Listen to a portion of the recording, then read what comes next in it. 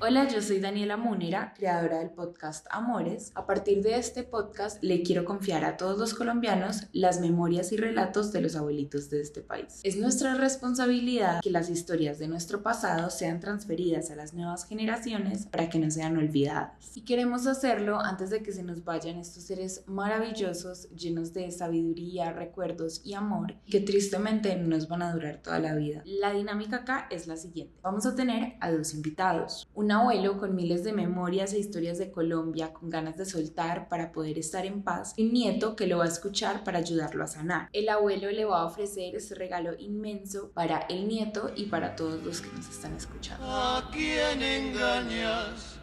Abuelo, yo sé que tú estás llorando. Bien de que taita y que mama, arriba tan descansando. Nunca me dijiste cómo, tampoco me has dicho cuándo. Pero en el cerro hay dos cruces que te lo están recordando. Bajó la cabeza el viejo y acariciando al muchacho, dice: tiene razón, hijo, el odio todo ha cambiado. Los peones se fueron lejos, el surco está abandonado. A mí ya me faltan fuerzas, me pesa tanto el arado, y tú eres tan solo un niño para sacar arriba el rancho. Hola, ¿cómo estás? Buen día, ¿qué tal? ¿Cómo estás? Hoy tenemos acá al doctor Álvaro Correa y él nos va a contar un poquito sobre la historia, especialmente sobre la medicina, su carrera como otorrino acá en Colombia. Y bueno, podemos empezar. Cuéntanos cómo te llamas, tu profesión, cuántos años tienes, hijos, nietos. Bueno, yo soy Álvaro Correa Jaravillo. eh, yo nací aquí en Medellín, en el barrio La América. Básicamente mi vida transcurrió haciendo los estudios en el Jorge Robledo, que primero eran en el centro de la ciudad, pues cerca a la Plaza de Flores. Luego nos pasamos al colegio por otra banda, donde está el Cerro Volador, cerca al Éxito de esa región de Colombia. Al terminar el bachillerato en el Jorge Robledo, pasamos a estudiar en estudios generales, versión criolla de un college, donde todos los estudiantes que iban a la universidad estaban en el mismo lugar y hacían unos años y unas materias en común para todo mundo, y posteriormente se pasaban a hacer la medicina en otro sitio. Esta razón me llevó a estudiar en Bogotá, en el Rosario, que era una escuela de medicina que recién empezaba en el Hospital San José de Bogotá. Era un hospital de la Sociedad de Cirugía de Bogotá. Y vine a Medellín después de haber hecho un año rural en Pibijay, Magdalena, que es un sitio bastante caliente, con unas características geográficas, sociales y políticas completamente distintas. Allá había un cacicazgo muy grande, los caciques dominaban todo y los empleados públicos dominaban todo. Estando en el rural, me casé con Silvia Buenahora. Era una enfermera jefe, ella es de Cúcuta y estaba rotando en el militar cuando la conocí. Y ya por allá a los 6 meses del rural nos casamos. De esta unión salieron dos hijas, Natalia Correa y Ana María Correa, y en la actualidad los nietos están en la cabeza de Natalia Correa, que son Samuel Mayungo, Juan José Mayungo y Camila Mayungo. Bueno, Juanjo ahorita nos va a acompañar para compartirle esta historia. Juanjo, entra. Hace una entrada triunfal. Bueno, Juanjo, introdúcete, di tu nombre. Bueno, yo soy Juan José Mayungo Correa, pues nieto de Álvaro, y hoy los voy a acompañar acá a hacer unas preguntas y que mi abuelo cuente su historia. Cuenta una anécdota del colegio. Bueno, Es que el colegio a mí me da hasta pena o vergüenza acordarme de lo de lo necios que éramos, ponían a los profesores en aprietos o se burlaban muchos de ellos.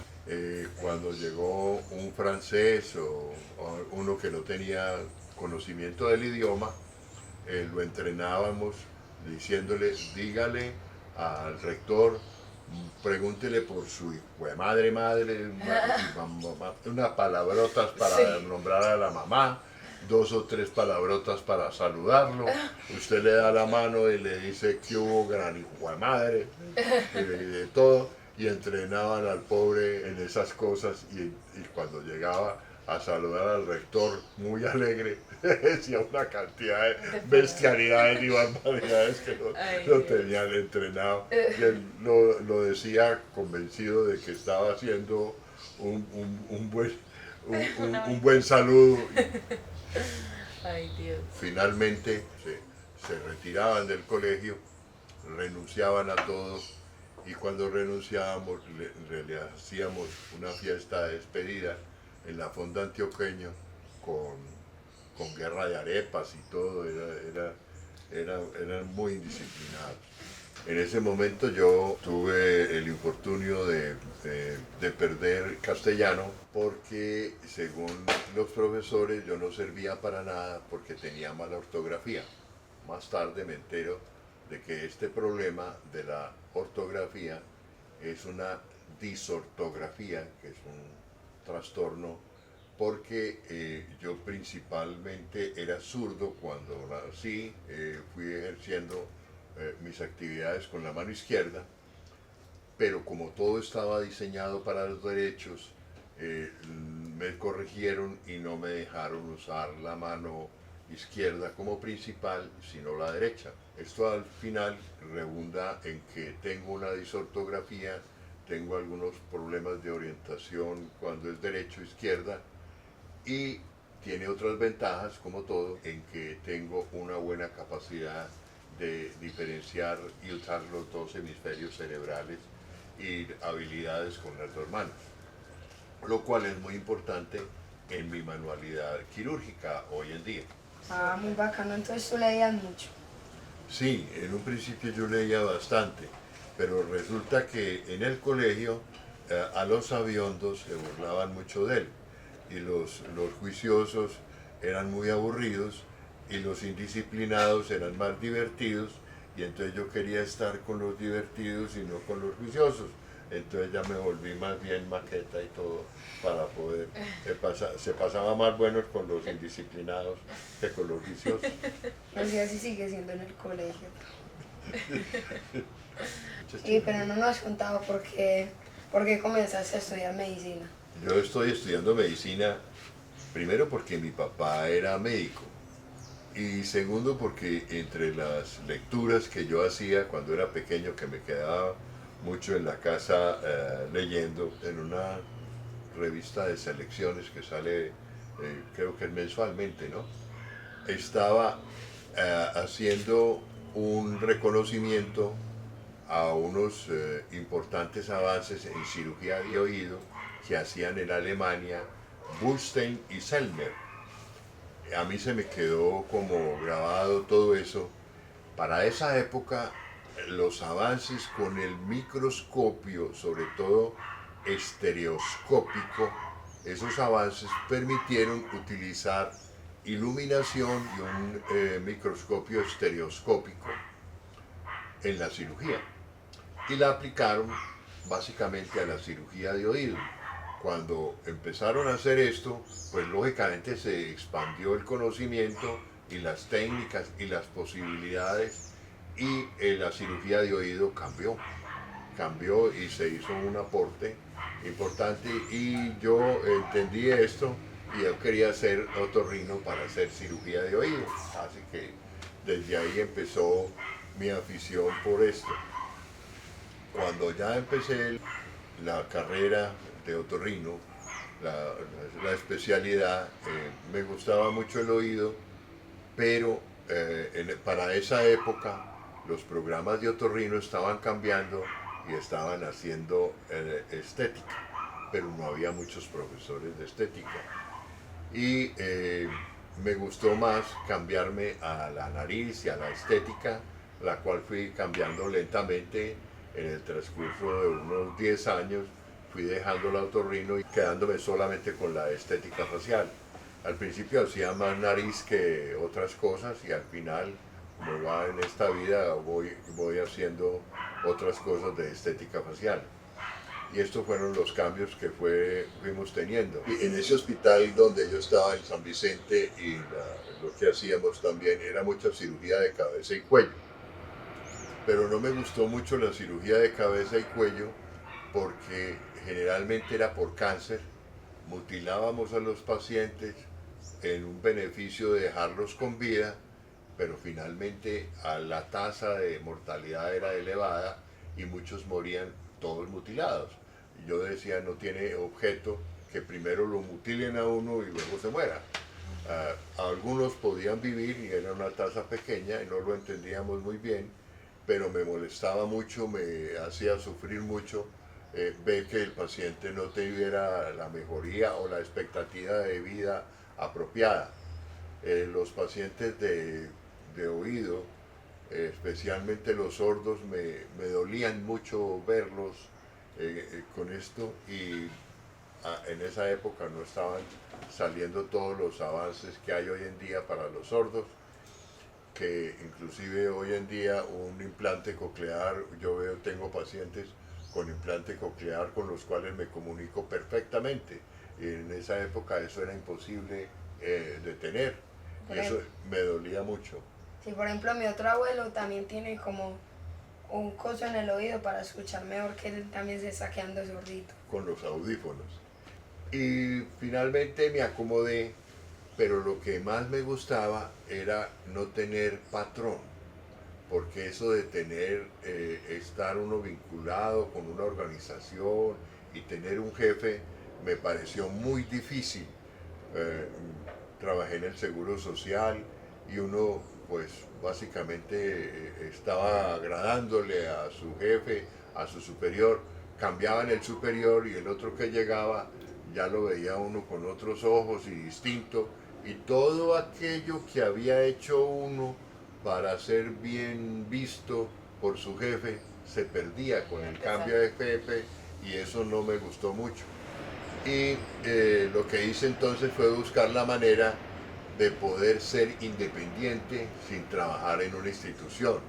Y la única manera de ser independiente era hacer unas cirugías que no estuvieran dominadas por instituciones, porque si bien es cierto que podías tener el consultorio, pertenecías a una organización que te dejaba usar los pacientes, llámese medicina prepagada o aseguradoras o lo que fuera, y eso daba un dominio total sobre el médico. Yo no quise estar en esa interpretación de medicina y quise estar más libre y finalmente entonces dediqué la estética porque ahí podría ser independiente y no estar sometido a muchos criterios que hoy en día está sometida a la medicina, literalmente socializada. Ok. Podemos ir un poquito atrás al año rural. A mí me parecería súper bacano saber sobre cómo fue esa experiencia. Era bastante difícil, hay dos partes. Una, yo vivía en el hospital, que éramos dos médicos rurales, allá había dos médicos de planta que iban medio tiempo y también había un director del hospital. Me llamaba la atención el dominio político que tenían y todo, sobre todo cómo controlaban los puestos. Para esa época a mí me impresionó mucho llegar a saber que las enfermeras auxiliares de enfermería o auxiliares de enfermería que habían, tenían que pasarse un tiempo en el hospital, o por lo menos un año o algo así, como practicantes viendo cómo hacían las otras enfermeras.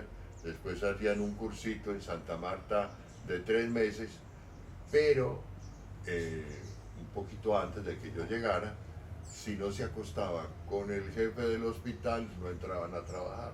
Había un dominio muy grande. La otra cosa es que había una ambulancia y el chofer de la ambulancia tenía en esa ambulancia casi como, digamos, como un motel ambulante, ¿no? Como en los pueblos era todo muy difícil y todo, sí. Pues la ambulancia se prestaba para poder abrir a muchas cosas. En un cuarto, en uno de los cuartos, había una cantidad de instrumental impresionante. Había, digo usted, 5 o 10 mesas de odontología o sillas de odontología. Para operar había 30, 40 instrumentales de vesícula, de abdomen. Era lleno de instrumentales. Cuando uno preguntaba por el origen de eso, era que lo habían comprado en Santa Marta en aquella época, iban a hacer una investigación, entonces lo llevaron y lo repartieron por todos los hospitales. Entonces la compra era exagerada, era una malversación del dinero y eso era acolitado por todos y eso era normal para ellos, pero era completamente anormal para uno. Y todo eso era amparado por los caciques políticos que tenían. Y los médicos de aquella planta tenían una costumbre de que los pacientes de veredas, de corregimientos cercanos, venían en burro, diga usted, 3 o 4 o 5 o 6 horas para llegar allá, y le decían que tenían su familiar y el médico le formulaba.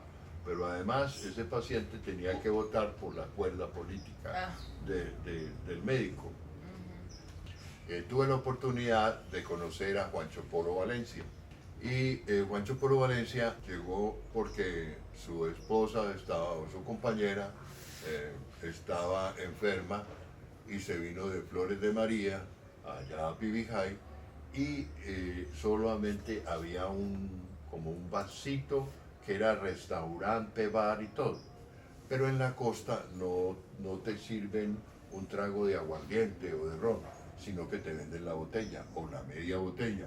Pero no hay un trago, ya un traguito, no, eso no hay. Y cuando los costeños de esa región tomaban licor, no tomaban unas horas, sino que tomaban hasta la fatiga, 2, 3 días. Era muy distinto.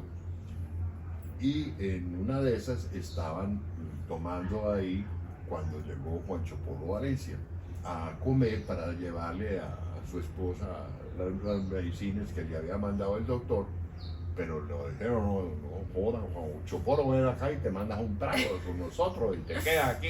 Y Juancho Polo se emborrachó. Juancho Polo Valencia, que era un compositor, se emborrachó y pasó, y a los 3 o 4 días, cuando llegó ya la esposa estaba muerta. Y entonces él con mucho acento todavía dice, oye, yo te recuerdo en todas mis parrandas. Obra mi Alicia dorada, te recuerdo en toda mi parranda. Cada que se ponía a beber se acuerda que se quedó ella y no le llevó las medicinas. Falta ver si iban a ser efectivas o no, pero de todas maneras había una persona muy retrasada mentalmente, tenía un coeficiente intelectual muy bajo, se llamaba Orlando y era el bobo del pueblo. Cada rato que iba a la casa me decía que a mi señora que yo me fuera y que se quedaba besándola, ¿no? Decía el bobito. Yo tenía un Renaultcito 4, ¿sí? Y yo fui un día a donde compran los víveres y todo eso, y yo fui a comprar el víver y salió el bobito, que él me vio con la caja, él cogió la caja a llevármela. Bien. Por otro lado, como era la casa con un patio de estos, pero al lado jugaban unos niños fútbol. Entonces cuando el balón se caía a la casa, los niños se montaban y cogían el balón y volvían a salir. Como mi señora era de otras costumbres, se paraba y santanderiana los regañaba a todos. Y los regañaba porque se metían allá a la casa sin permiso, que eso no estaba bien. Sí. Ni entendían que era eso. Entonces el bobo llegó como tenía las manos ocupadas, no tocó la puerta, sino que la pateó. ¿Sí? Cuando pateó la puerta, salió mi señora, pues porque le están pateando la puerta, y va, abre y le pega su regaño al que esté pateando. Hágame el favor y respeta. Y el bobo no sabía qué estaba pasando. ¿Por qué lo regañaba? Me entregó la caja, me dijo y se fue, nunca entendió, y nunca volvió Ya, y ese nunca fue. volvió a visitarnos. Esa fue la cura. Un malentendido, Está muy ¿no? charro, Es sí. un malentendido, pero Bueno, ¿y cuáles son algunas de las diferencias que tú has notado en el desarrollo de cuando empezaste a trabajar y hoy en día? ¿Cómo te has adaptado? ¿Cómo cambiaron la tecnología? El progreso. Todo ha cambiado muchísimo. Lo que más nota uno es en los métodos de aprendizaje, en la enseñanza. Los profesores que teníamos aquí en la universidad eran casi que enviados de Dios, ¿no? Había uno especialmente que allá estaban oftalmólogos y otorrinos. En una discusión, un oftalmólogo le dijo, es que este libro dice tal cosa, cuando decía cosa contraria a la que él estaba diciendo. Le tomó el libro delante de todos y dijo, los libros no dicen sino bobada, literalmente, y lo tiró, lo descuadernó tirándolo ya, porque el libro no estaba de acuerdo con él. Tenían un dominio absoluto sobre todo. El jefe del servicio era un emperador. Todo se tenía que hacer como él decía y no había más nada. En una ocasión, un residente le preguntó al profesor qué tenía ese paciente y estaban los estudiantes. Y le dijo, no, es que este paciente lo operaron de un cáncer de laringe y la biopsia resultó tuberculosis. Y entonces se descompuso, dijo de todo, y dijo, sepa jovencito que en este sitio no se saca una laringe por una infección, sino por tumor. Y bueno, con eso no se puede ni contrariarlo. Y nosotros revisamos esa biopsia con el doctor y el patólogo y quedamos en que sí era un cáncer. Como las infecciones de tuberculosis en la laringe eran supremamente raras y es una infección como rara que produce una lesión bizarra que es muy difícil de identificar y que se puede confundir. La única manera era una biopsia, pero las lesiones de la tuberculosis, cuando le toman una biopsia, no son muy específicas, sin embargo no tenían un diagnóstico claro, decidieron sacarle la laringe. Claro, es posible que en este transcurso de estos oficios y ante ciertas circunstancias puedas tomar una decisión no correcta, y eso fue tomado en una decisión no correcta. Le sacaron la laringe y posteriormente se determinó que era una infección, pero el señor no quería aceptar que eso había ocurrido y se enojaba y decía y le hizo cambiar, y entonces el residente tiene que llevarle la razón, ¿sí? Pasó más tiempo y volvió el mismo paciente a una revisión 6 meses más tarde, y entonces le volvió a preguntar al residente, ¿el paciente qué tiene? No, ese es un cáncer de laringe, a él le sacaron la laringe. Hubo algunas dudas de que fuera tuberculosis, pero eso quedó claro, que le sacaron el cáncer de laringe. Y entonces llega y le dice, y sepa, jovencito, que aquí nunca pasa eso. O sea, era inaceptable que se equivocara. Él era omnipotente e infalible. Sí. No podía aceptar nunca una equivocación. Sí, ay Dios mío, no se escuchaba tanto a los demás. Y entonces fue cambiando, porque después fuimos entendiendo que todos susceptibles de equivocarse, que todos tienen, y que todos están trabajando para mejorar las cosas y equivocarse lo menos posible, porque no va a ser posible dejar de equivocarse. Sí. La medicina, como me decías tú, teníamos un proveedor de libros que era el gato, le decían el gato, y vendía los libros, eran muy escasos los que él trajera, y él los vendía fiados, casi que les ponía el precio que era, no era fácil.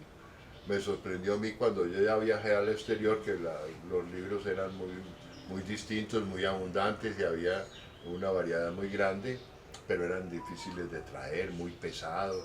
Y luego empezaron la forma de enseñar con los videos y con todo, y con el internet, y todo el aprendizaje y toda la enseñanza médica cambió, porque hoy es muy fácil tener una documentación y tener un fácil acceso a una información que antes era casi que imposible, Sí. muy difícil.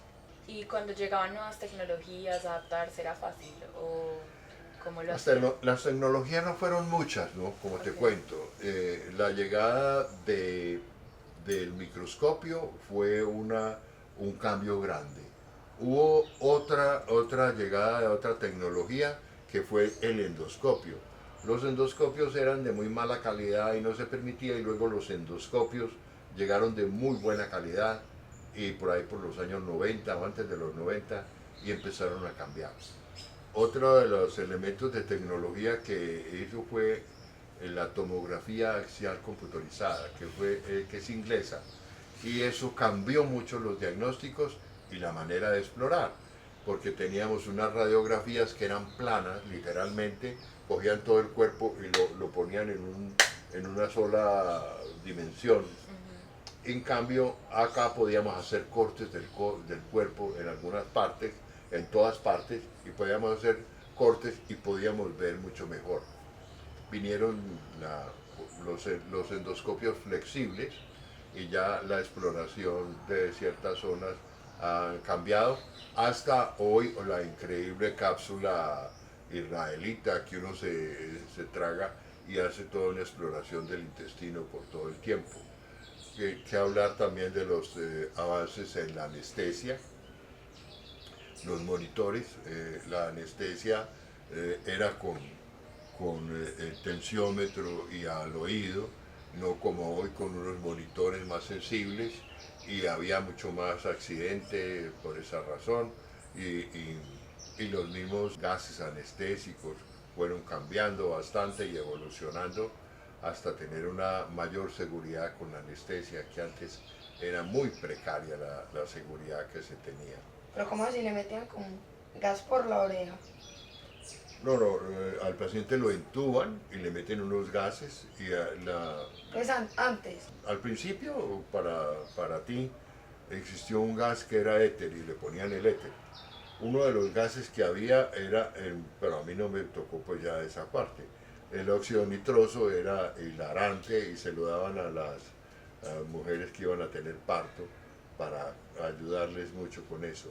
Y en los pueblos me tocó el gas con el éter, que era prácticamente olerlo y quitarlo. Si se dejaba mucho, pues se profundizaba, y si lo quitaba se iba despertando. Pero luego vinieron ya la intubación y pasaban unos gases anestésicos mucho mejores que el éter y mucho mejor, y que con los avances los hicieron mucho mejores y superiores, y después los hicieron ya inyectados para dar una anestesia intravenosa. Pero los gases anestésicos iban por un tubo a los pulmones y producían todo un efecto anestésico en el cuerpo.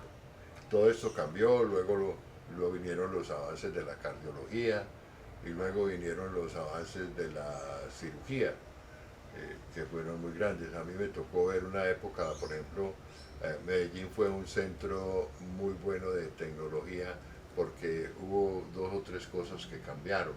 Una de ellas fue el riñón artificial. Cuando hicieron un riñón artificial, acá cogían a los pacientes que tenían déficit renal y los conectaban a una máquina y les hacía la diálisis y la limpieza. Y esto fue un gran avance. Después hubo un cirujano que se especializó en trasplantes e hizo de Medellín un centro de trasplantes.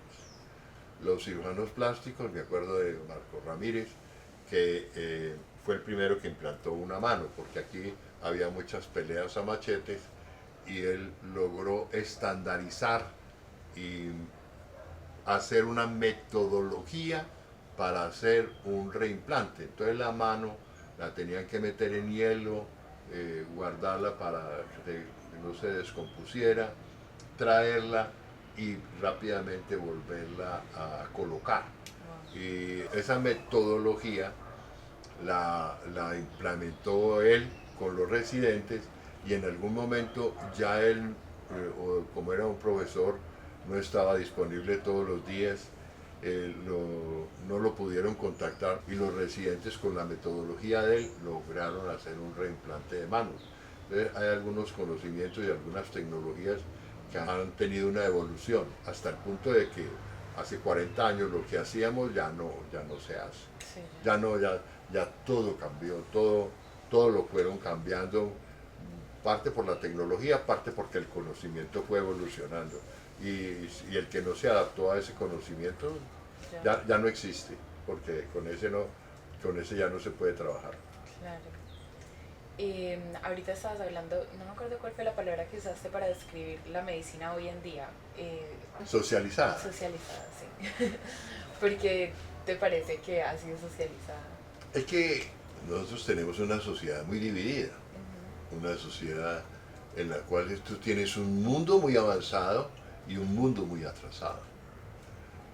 La medicina no puede ser solamente para un mundo muy avanzado, porque tenemos un mundo muy atrasado. La violencia, los desplazamientos, esta manera de que las ciudades trajeron a todos los del campo a ofrecerle, estas personas no estaban preparadas para vivir acá y nos han hecho barrios literalmente de invasión, son inmigrantes dentro de nuestra misma ciudad y estas personas son más atrasadas que las propias personas de la ciudad. Y otras que han tenido acceso a más educación y todo. Y esta medicina la pusieron o tratan de ponerla para todos igual, como debería ser. Entonces eso lleva a que los honorarios médicos tengan una política, yo diría equivocada, porque si tú lo ves como hacen con los médicos canadienses que es lo mismo, hacen un sistema, digamos, para la mayoría de la gente, el médico canadiense es bien pagado. El norteamericano pretende que no haya una seguridad social y el médico sigue casi como muy particular, aunque han venido mucho cambiando las políticas. Y aquí hicieron una socialización entre comillas, porque determinaron cuánto se iba a pagar por tal procedimiento, lo cual ha traído muchos problemas porque esos valores no se tienen bien pensados o si alguna vez los hicieron, los han seguido copiando. Yo diría, por ejemplo, lo que pasa con un parto. Un parto está pagado por ahí, los pagan, no son $15, no son $20 por un parto. Entonces nadie quiere hacerte un parto. Y ha habido una disminución de personas que quieran trabajar. Lo mismo que ocurrió en Europa, que al socializar la medicina, los muchachos ya no quieren estudiar medicina porque eso no les sirve. Hay otras carreras que les va mejor. Y han tenido que aceptar médicos de otra parte o dejar unos médicos que ya estaban en edad de retiro seguir trabajando. Y aquí literalmente han hecho eso. Y como decimos, el uno hace que le paga y el otro hace que trabaja. Y la calidad de la medicina no puede estar de acuerdo a esos precios porque darle una medicina de mejor calidad toma más tiempo y no pagan más por hacer una buena medicina que por hacer una medicina regular o mala. El tiempo asignado para ver pacientes, 15, 20 minutos, la manera como la realizan y en algunas formas llegan hasta el punto de que le contratan al médico para hacer las cirugías y el médico ni los conoce, ni los ve, ni los opera, ni no los siguen. Hay una cantidad de distorsión en esta medicina. Pero donde más hay distorsión es en la urgencia. Y ahí sí vamos todos llevando del bulto. Porque si tú te enfermas de noche o un fin de semana tú no vas a encontrar especialistas en mucha cosa, no lo hay, porque quieren pagarle que esté todo el día pendiente por un turno. A mí me tocó, por ejemplo, una noche salir para ver un paciente a las 2 de la mañana, toma uno una radiografía, se espera una hora y le pagan a uno, digamos, el equivalente, 10 o 15 dólares por la consulta. Cuando regresaba a la casa me paró la policía, me requisó, me dio miedo que me quisieran meter algo y finalmente me dijo que si no tenía para el fresco, me dijo el policía. Entonces yo le di pues una plática porque entendí que no me iba a dejar ir tan fácil. Y lógicamente te trasnochas, haces todo y estás mal pagado, porque de día te hubieran dado esa misma plata en 15 minutos y sentado, y no con 2 o 3 horas sin valorar el esfuerzo extra, el tiempo extra y del sueño. Y el trabajo extra. Y del sueño, porque eso va a deteriorar tu calidad de vida. Entonces no hacen urgencias. Ya no hay, ya conseguir un oftalmólogo de urgencia, a no ser que sea una clínica de oftalmología que ya le es rentable quedarse a hacer una urgencia. Pero así es muy difícil. Entonces todavía estamos en una evolución de la medicina. Esperamos que entiendan que debe cambiar, hacer una evolución con todo esto y hacer unas cosas muy distintas. Otras de las que se ve mucho comparado es que el recién salido es valorado y ese puede competir con la persona que haya pasado más tiempo porque gana igual. En la medicina inglesa el que sale se llama junior y el otro es senior y no puede estar igual al otro, al que lleva 5 o 10 años, ¿no? En su evolución. No puede estar igual en su experiencia, no puede estar igual. Y entonces no hay un premio, no hay una clasificación diferente por eso. Pero te piden que estés al día, te piden que estés actualizado, te piden experiencia. Hoy en día muchas de las empresas se fijan más en las actitudes y en las habilidades que en los diplomas, pero en la medicina aquí no les importa sino el diplomado. Usted tiene este diploma, ya, tiene esta categoría y tal. Entonces todos quedan en la misma categoría y eso ha hecho que una diferencia y ha hecho que se aburran, no quieran trabajar en esa forma y busquen cambiarlo. Hay mucho conflicto porque quieren buscar unas maneras digamos, más eficientes para hacer la medicina, pero choca contra todo y esa evolución no se ha dado acá. Bueno, no sé, algún mensaje que nos quieras compartir. Pues realmente lo que yo quiero decirle sería a los jóvenes, ¿no? Que ellos no tienen ni idea de lo que tienen y están pensando en chiquito y no pueden ver. Es muy difícil. Hay un libro por ahí del Kybalión que dice como arriba es abajo, uno de los principios, pero es muy difícil ver qué hay para arriba. Cuando tú estás abajo, digamos en mi oficio, el de abajo no puede imaginarse cómo es arriba, pero el de arriba sí mira para abajo. Entonces uno cree que no sabe nada, que no sirve, que no va, pero que claro, está en ese momento viendo sus capacidades y sus conocimientos, pero no los que va a tener mañana, no cómo va a actuar mañana. Entonces esta limitante le impide como proyectarse para el mundo. Y cuando tú estás, digamos, en un sitio más alto, ya puedes pensar para pasar al más alto. Pero cuando estás tan bajo, como uno es joven y tiene menos conocimientos y menos experiencia, pues no da los otros pasos. No los puede visualizar, pero tú puedes llegar a ser presidente de la República, un gran científico, un gran director de orquesta, un gran director de cine, en fin, puedes llegar a cualquier cosa, pero tienes que pensar que eso es posible. Sí, súper, muy bueno. Entonces hay que enfocarse en lo que hay que hacer para mejorar. Pensar que todo es posible. Pensar que todo es posible. el monumento a la batalla del Pantano de Vargas que hizo el maestro Arenas tiene unos lanceros volando y uno de ellos está atravesado por una lanza. Cuando Bolívar estaba en la batalla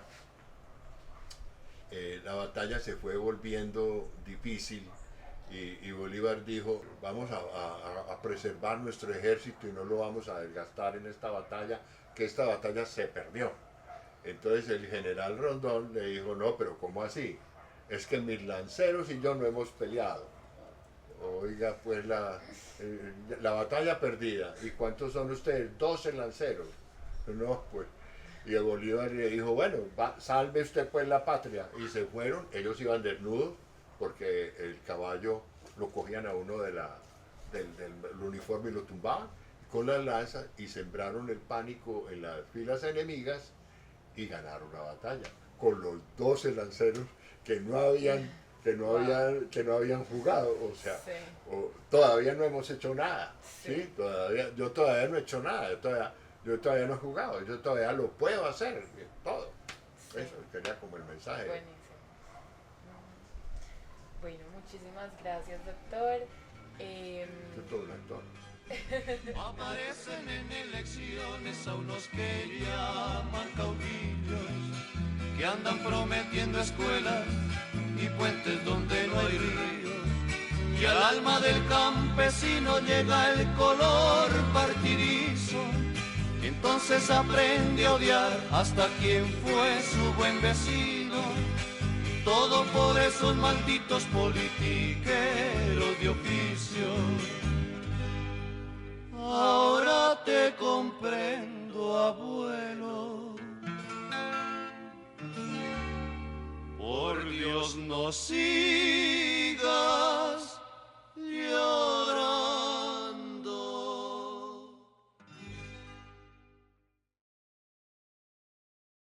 Ahora yo le entregué una cartica a Juanjo que le va a leer algo al abuelo, una carta que le hizo. Entonces ya, doctor, que Juanjo pues tiene algo que le quiere decir.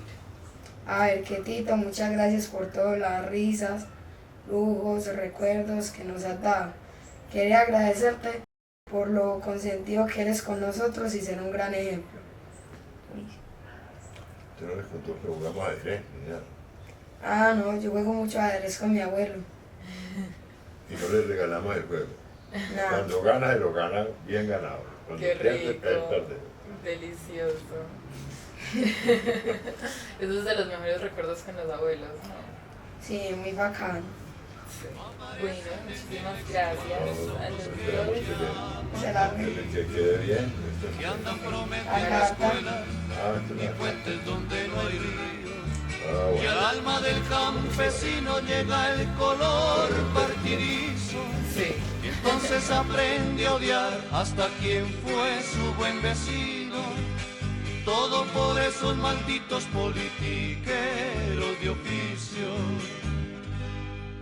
Ahora te comprendo, abuelo. Por Dios no sigas